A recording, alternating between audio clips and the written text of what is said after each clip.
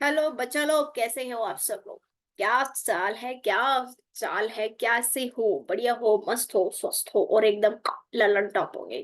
Yes. तो आज का जो टॉपिक है, तुमने थंबनेल में देख लिया होगा। आज हम जो डिस्कस करने वाले हैं वो इंटरनल कंट्रोल्स के बारे में डिस्कस करने वाले हैं। तो सबसे पहली बात, भैया अपना पेन पेंसिल नोटबुक लेके आके बैठो, और मॉड्यूल अगर आप ला सकते हो तो अपना मॉड्यूल ला के बैठो। ठीक है, नोट्स बना लो, सारी चीज करो। तो भैया शुरू करते हैं अपना चैप्टर, टॉपिक, इंटरनल कंट्रोल्स। तो भैया ये आज हम शुरू करने वाले हैं इंटरनल कंट्रोल्स। इंटरनल कंट्रोल्स के बारे में जानेंगे कि होता क्या है, इसके ऑब्जेक्टिव्स क्या हैं, इसके लिमिटेशन क्या है, और टाइप्स ऑफ इंटरनल कंट्रोल्स क्या होते हैं। तो भैया सबसे पहले एक बात सुनो बच्चों, अब बहुत से बच्चों में डाउट होगा, मैम ये कौन से इंटरनल कंट्रोल्स का टॉपिक कौन से चैप्टर में है। तो यहाँ पे आप मेरे साथ लिखो, इंटरनल कंट्रोल्स का जो टॉपिक है वो ऑडिट के चैप्टर 3 में आता है। चैप्टर 3 मतलब risk assessment and internal control. Risk assessment and inter one of the most important topic. और इसका जो एसे है, कौन से एसे में मैम इसका जिक्र किया गया है, तो इसका जो जिक्र किया गया है वो एसे 315 में इसका किया गया है। Identifying and assessing the risk of material misstatement through understanding the identity and it's environment. तो सारी चीजें मैंने बता दी आपको। अब शुरू करते हैं कि मैम ये है क्या, इसमें हमें करना क्या है, और कैसे करना है। ठीक है, तो चलिए शुरू करते हैं हमारा ये टॉपिक। नेक्स्ट। सो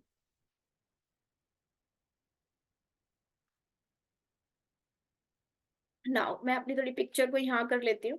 ठीक है, तो what is risk, what is internal control. तो इंटरनल कंट्रोल का मतलब क्या होता है, क्या नहीं होता, ये as per the strictly new syllabus है। तो मैं पहले आपको नॉर्मल लैंग्वेज में बता दूं। इंटरनल कंट्रोल किसी भी कंपनी का कंट्रोल। कंट्रोल बोले तो कि internal in within the organisation क्या कंट्रोल है। अब उस कंट्रोल के अंदर क्या होता है कि भैया मैनेजमेंट का ऑपरेशन कैसा है, कंपनी का ऑपरेशन कैसे कैरी डाउन हो रहा है, कंपनी की काम काम करने की व्यवस्था कैसे चल रही है, कंपनी कैसे काम कर रही है। सेकंड चीज क्या होता है, कंपनी कैसे अपने डॉक्यूमेंट्स मेंटेन कर रही है। ठीक है। थर्ड थिंग है कि कंपनी के एसेट्स लायबिलिटीज किस तरीके से रिकॉर्ड हो रही है। तो यानी कि internal, break the words and read. Internal control का मतलब है किसी भी कंपनी के अंदर के काम करने के तरीके को, उस कंट्रोल सिस्टम को बोला जाता है इंटरनल कंट्रोल। तो भैया ऑडिटर, एक ऑडिट की सेंस में या लॉ की सेंस में इंटरनल कंट्रोल की डेफिनेशन क्या दे रखी है, तो आइए पढ़ते हैं। सो एज पर ऐसे 315 एक की टिप देना चाहूंगी, जब भी एग्जाम्स के अंदर ऐसे लिखोगे, एग्जाम्स के अंदर जब भी ऐसे लिखोगे, तो भैया ऐसे लिखना, लेकिन उसकी हेडिंग भी पूरी लिखना। That's identifying and assessing the risk of material misstatement. क्या है भाई? Identifying and assessing the risk of material misstatement through understanding the entity and the environment. Now what is internal control? तो जो बच्चे बात करते हैं ना कि कीवर्ड्स, वो मैं कीवर्ड्स यहाँ पे आपको अंडरलाइन करूंगी, राउंड करूंगी, तो उन कीवर्ड्स को निकालना है। उस कीवर्ड्स को लिखेंगे एग्जाम में तो पेपर बहुत बढ़िया तरीके से आप नोट डाउन कर पाएंगे। नाउ की internal control system, internal control is a process, it's a process design, is a process जो डिजाइन किया जाता है, जो इम्प्लीमेंट किया जाता है और मेंटेन किया जाता है। TCWG। ना व्हाट इज TCWG? TCWG का मतलब क्या होता है? TCWG का मतलब होता है दोस्त चार्ज विद गवर्नेंस। क्या मतलब होता है TCWG का? दोस्त चार्ज विद गवर्नेंस। यहाँ पे ठीक है, मैं यहाँ पे लिख भी रही हूँ कि TCWG का मतलब क्या होता है। दोस्त इंक, sorry I have to,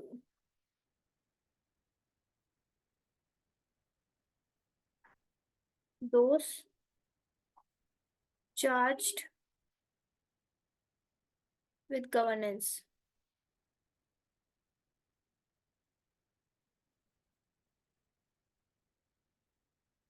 TCWG, right.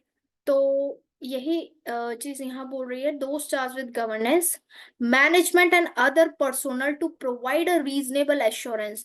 Now this is a reasonable assurance, to provide a what, to provide a reasonable assurance, this is a main word, to provide a what, reasonable assurance about the achievement and objective. भैया those charge with governance क्या होता है? Those charge with governance होता है management से एक ऊपर level.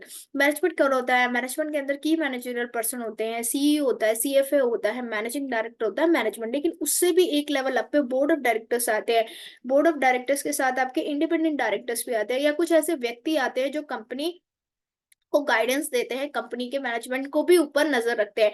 उनके ग्रुप को बोला जाता है दोस्त चार्ज विद गवर्नेंस. तो बोल आप तक आप क्या समझे? इंटरनल कंट्रोल एक ऐसा प्रोसेस होता है जो डिजाइन किया जाता है, जो इम्प्लीमेंट किया जाता है और जो कंट्रोल और मेंटेन किया जाता है दोस्त चार्ज विद मैनेजमेंट से, मैनेजमेंट के द्वारा, एंड कोई और अदर पर्सनल. क्यों प्रोवाइड किया जाता है? कि भैया ये चार चीजें हैं, इन पे आपको रीजनेबल अश्योरेंस देना है कि भैया हमारा internal control system reasonable assurance देगा कि ये चार चीजें हमारे ऑर्गेनाइजेशन में ढंग से फॉलो हो रही हैं. वो कौन कौन सी चार चीजें हैं?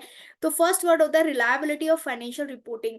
तो हमारी जो फाइनेंशियल रिपोर्टिंग यानी हमारी जो फाइनेंशियल स्टेटमेंट है वो भैया रिलायबल है. हम कुछ ऐसे अरे गहरे नत्थु वगैरह से प्रिपेयर नहीं कराते. हम एक हाईली क्वालिफाइड पर्सन से अपनी फाइनेंशियल स्टेटमेंट प्रिपेयर कराते हैं. सेकंड वन थिंग, जो हमारा ऑपरेशन है, हमारा ऑपरेशन है यानी कि हमारी ऑर्गेनाइजेशन में जो भी कोई काम धंधा चलता है, जो भी हमारा काम धंधा चलता है वो इफेक्टिव है और एफिशिएंट है. तीसरा, हमारे जो एसेट्स है वो प्रॉपरली सेफ गार्ड है. अब तुम लोग सोचोगे मैडम एसेट्स क्या है, कोई गाड़ी उठा के तो नहीं ले जाएगा? भैया मैं अगर बात करूँ करंट एसेट्स की तो वो भी एसेट्स होते हैं, यानी कोई कैश में लूप होल नहीं है, कोई इन्वेंट्री में लूप होल नहीं है. Safeguarding of the assets and compliance with laws and regulation. तो भैया कुल मिला के ये चार इंपॉर्टेंट चीज है. अब मैं आपको पूरा मतलब बताती हूँ. इंटरनल कंट्रोल का मतलब एक ऐसा सिस्टम जो कि डिजाइन किया गया है, इम्प्लीमेंट किया गया है और मेंटेन किया गया है दो स्विस चार्ज विद गवर्नेंस के द्वारा, मैनेजमेंट के द्वारा और पर्सनल के द्वारा. क्यों? ताकि वो यह रीजनेबल अश्योरेंस दे सके कि हमारा इंटरनल कंट्रोल सिस्टम, हमारी आइडेंटिटी का इंटरनल कंट्रोल सिस्टम इन चार चीजों पर विशेष ध्यान देता है. सब फाइनेंशियल रिपोर्टिंग हमारी रिलायबल है. Second, effectiveness and efficientness of operation है. सेफ गार्ड, हमारे एसेट सेफ गार्ड है. और थर्ड है हमारे ऑर्गेनाइजेशन में लॉज एंड रेगुलेशंस का फुलफिल कंप्लायंस होता है. समझ में आया या नहीं आया? ओके. नाउ अब ना मेन है, नेक्स्ट टॉपिक है, ये तो इंटरनल कंट्रोल की डेफिनेशन हो गई ना. The next topic is objective of internal control. एक इंटरनल कंट्रोल का ऑब्जेक्टिव क्यों बनाया जाता है? इंटरनल कंट्रोल क्या ऑब्जेक्टिव है? सो फर्स्ट वन है transaction are executed in accordance with management journal and general and specific authorisation.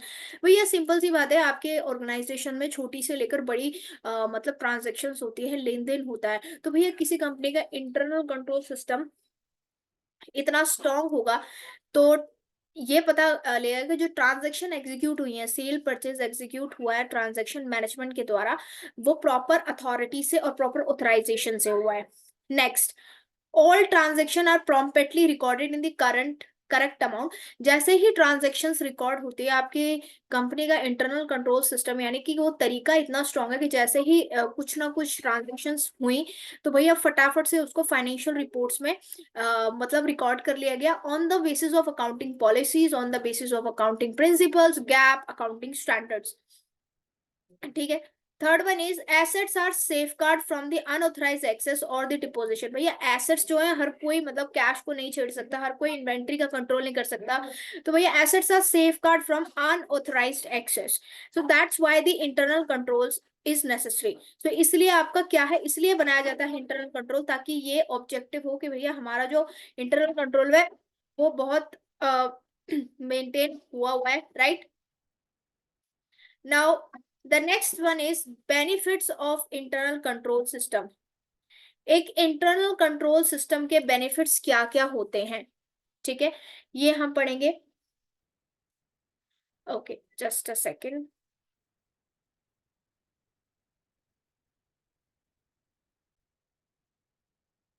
अभी जो हमने पढ़ा वो पढ़ा objectives of internal control system. Now अब जो हम पढ़ने वाले हैं वो पढ़ने वाले हैं that what is a benefits of internal control system. एक इंटरनल कंट्रोल सिस्टम के भैया क्या क्या क्या बेनिफिट्स हैं अगर आपका इंटरनल कंट्रोल सिस्टम, मैं फिर से याद दिला रही हूँ, इंटरनल कंट्रोल सिस्टम वो चार चीजें हैं। इंटरनल कंट्रोल मतलब एक ऐसा प्रोसेस सिस्टम जो उन चार चीजों को देख सकता है, जिन चार चीजों को मतलब मेंटेन करता है। कौन सी चार चीजें? सबसे पहले क्या है कि proper recording in the financial reporting, second effectiveness and efficiency of operation, third one safeguarding of assets, and fourth one is compliance of rules and regulation। तो ये चार चीजें आपको भैया याद रखनी है।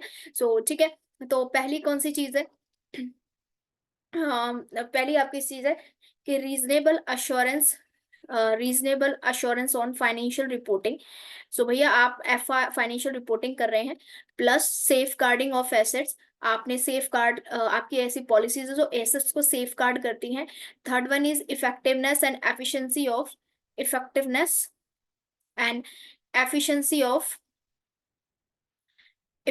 and the efficiency of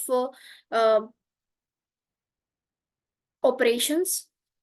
और लास्ट बच्चा क्या है कि plus compliance of laws and regulation. तो एक कंपनी की ऐसी पॉलिसीज जो इन चार चीजों को मेंटेन करती है, चलती इन चार चीजों के हिसाब से कंपनी चलाती है, उसको बोलते हैं इंटरनल कंट्रोल सिस्टम।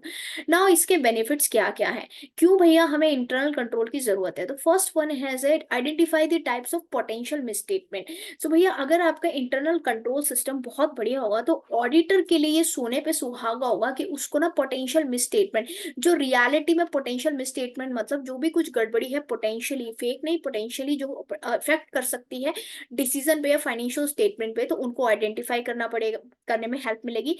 दूसरा क्या है? Identify the risk of material misstatement. भैया अगर मटेरियल मिसस्टेटमेंट है, उसका मटेरियल मिसस्टेटमेंट होने का रिस्क है, तो उसके फैक्टर्स पता चल जाएंगे इंटरनल कंट्रोल से, भैया कहाँ पे गड़बड़ आई है, भैया कैशियर की गलती है, किसकी गलती है, राइट। और तीसरा क्या है? एनटीई। एनटीई का मतलब होता है nature, time and extent of further audit procedure. अगर ऑडिटर को लगेगा इंटरनल कंट्रोल की वजह से कि कुछ ना कुछ गड़बड़ी आ रही है, मिस स्टेटमेंट है, तो ऑडिटर अपने ऑडिट प्रोसीजर्स का नेचर, एंटी मतलब नेचर डिसाइड कर पाएगा, टाइम डिसाइड कर पाएगा और एक्सटेंट डिसाइड कर पाएगा। ठीक है, किस हिसाब से? तो यहाँ पे मैं लिख सकती हूँ एंटी ही मतलब नेचर, टाइम एंड एक्सटेंट। सो भैया तीन चीज अभी हमने पढ़ ली, तो साथ साथ इंटरनल कंट्रोल के बारे में पढ़ा, ऑब्जेक्टिव पढ़े, बेनिफिट्स पढ़े ना। और हर किस्से के, हर चीज के दो पहलू होते हैं, कुछ ना कुछ लिमिटेशंस भी होती है। तो इसमें इंटरनल कंट्रोल की वेरी वेरी इंपॉर्टेंट लिमिटेशन क्या क्या है? फर्स्ट हेडिंग है internal control can only provide reasonable assurance. तो भैया ये आपके ऑडिट में भी है कि सिर्फ आपको एक रीजनेबल अश्योरेंस प्रोवाइड करता है, आपको एब्सोल्यूट अश्योरेंस नहीं देता, कि 100% नहीं देता कि इंटरनल कंट्रोल स्ट्रांग होगा तो कोई मिसस्टेटमेंट हो नहीं सकती, कोई फ्रॉड नहीं हो सकता। भैया इतने सारे फ्रॉड कंपनीज अभी आपने न्यूज में आप पढ़ते रहते होंगे, तो भैया इतनी सारी फ्रॉड कंपनीज आई हैं, गई हैं, तो क्या उनका इंटरनल कंट्रोल नहीं था? करता है, लेकिन कुछ ना कुछ लूप होल्स की वजह से भैया वो ब्रेक डाउन होता है। तो internal control system can only provide a reasonable assurance. Second is internal control, भैया कौन डिजाइन करता है? हमने स्टार्टिंग में पढ़ा था, internal control is a process implemented and design by the management and the दोस्त चार्ज विद गवर्नेंस। अब ये कोई रोबोट्स तो नहीं है, ये भी इंसान है। तो भैया it's human judgement in decision making, human का जजमेंट डिसीजन मेकिंग में इन्वॉल्व होता है। मुझे लगता है ये मैंने पॉलिसी बनाई है, मेरा जजमेंट अलग है कि ये पॉलिसी ऐसी होनी चाहिए, आप लोगों की जजमेंट अलग हो सकती है। तो भैया सेकंड आपको समझ में आया? सेकंड है internal control can provide only a reasonable assurance.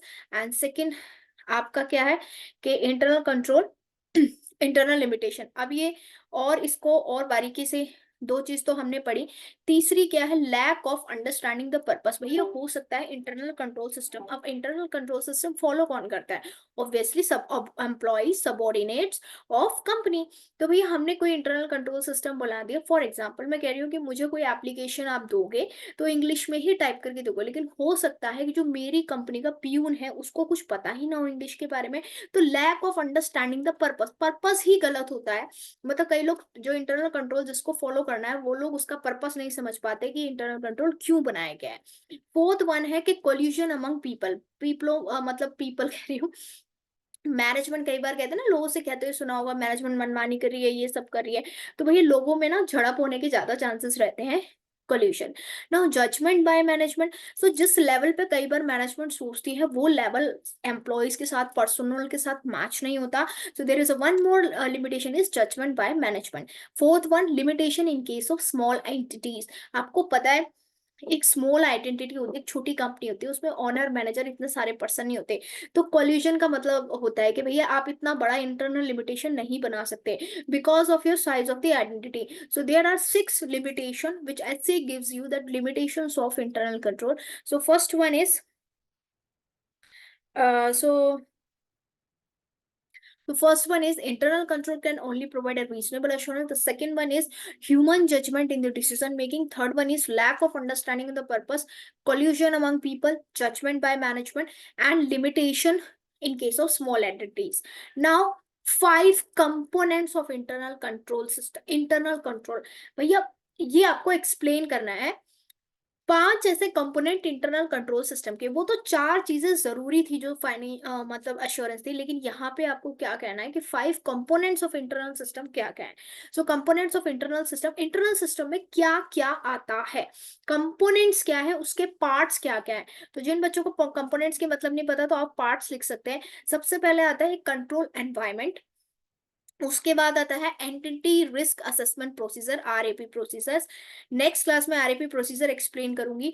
Information system including business practices relevant to the financial reporting, control and wire activity, and fifth one is monitoring. यहाँ पे दिया नहीं हुआ है, यहाँ पे आप लिख सकते हैं। सो सबसे पहले यहाँ पे आप control environment, risk assessment procedures, information related to this business process, okay, information system, control environment and model. तो भैया मैं इसको शॉर्ट फॉर्म में क्रिज्म बोलती हूँ, आप लोग जैसे भी शॉर्टकट बनाया चाहे बना सकते हैं। तो क्रिज्म का मतलब क्या है, control environment, risk assessment procedures, information system, control activities, and M stand for monitoring activities. तो ये था प्रॉपर एक इंटरनल कंट्रोल के बारे में आपका topic.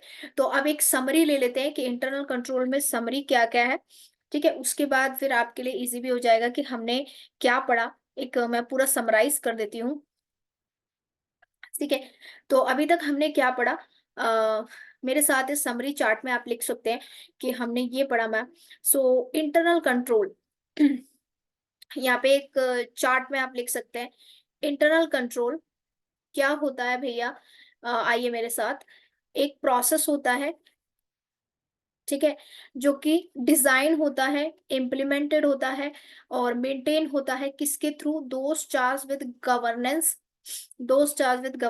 Plus management plus employees, ठीक, okay, to give the reasonable assurance मेरे साथ है on the 4 objects. First one is what, reasonable assurance on financial reporting plus operating effectiveness and efficiency of operations. Third one is safeguarding of assets and fourth one is compliance of laws and regulations। देखो मैंने आपको पूरा बता दिया, ये आपका क्या होता है, इंटरनल कंट्रोल सिस्टम, राइट, एक प्रोसेस होता है। नाउ द सेकंड हमने पढ़ा objectives of the financial, objectives of the internal control system, क्यों हो सके, क्योंकि भैया अच्छे से ऑर्गेनाइजेशन रेगुलेट कर सके, सारी चीज हो सके। थर्ड इस क्लास में हमने पढ़ा बेनिफिट्स क्यों है भैया, बेनिफिट्स क्या होते हैं, बेनिफिट्स ऑफ इंटरनल कंट्रोल, क्या जरूरी है बेनिफिट्स में भैया ये जरूरी है कि ऑडिटर को पोटेंशियल मिस स्टेटमेंट के बारे में पता चल जाता है, ऑडिटर को अपने nature, time and extent of audit procedures, further audit procedure कैसे अप्लाई करने हैं वो पता चल जाता है, राइट। फोर्थ हमने पढ़ा कि what are the limitation of internal control system. एक limitation of internal control system क्या है, लिमिटेशन में हमने 6 लिमिटेशन पढ़ी, 6 लिमिटेशन करी कि जजमेंट के बेसिस पे होता है, it's only gives you reasonable assurance, absolute assurance नहीं देता। नेक्स्ट हमने पढ़ा कोलिजन अमंग एम्प्लॉइज और पर्सन, मैनेजमेंट का डिसीजन है, sometimes people are not understand that what exactly mean for internal control system. फिर हमने पढ़ा कि 5 parts of components of internal control system, तो कंट्रोल एक्टिविटी, ये सारे हमने 5 parts of internal control system पढ़े।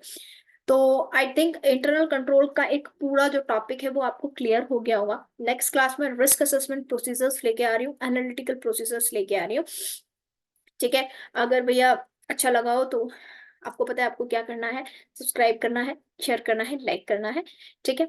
और कोई भी क्वेरी हो आप कमेंट सेक्शन में पूछ सकते हैं, सारी चीज़ों का आपको आंसर मिलेगा। और बने रहिए, पढ़ते रहिए, मतलब अपने ऑब्जेक्टिव्स को अचीव करिए, and may God bless you. Thank you so much. नमस्ते, बाय बाय, टाटा, मिलते हैं नेक्स्ट क्लास के अंदर।